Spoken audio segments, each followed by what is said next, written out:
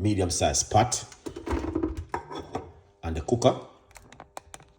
Very good for cough, cold, and put 1 medium-sized cups of hot water. It's good to start with the hot water. All right, 1 cups of hot water. Right there, we are going to get the good pimento seed. Here it is.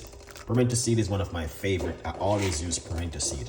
Put a few more grains in it. Just a few grains. Don't put too much. Few inside. We're going to put our cloves. Here it is. Few cloves inside of it. Just put a few grain, not too much. All right. Yeah, man. Good vibes. You guys can see.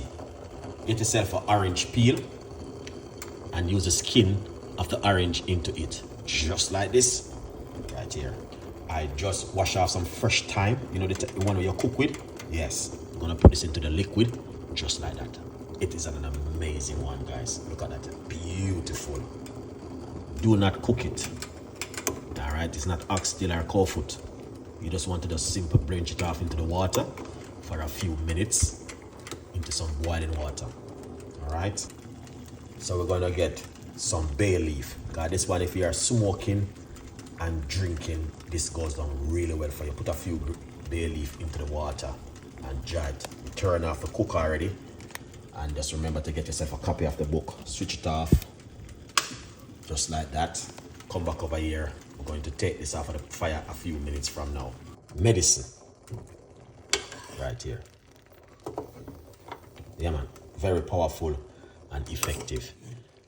All right, so these are things a lot of you guys don't know about, but you learn something new this evening.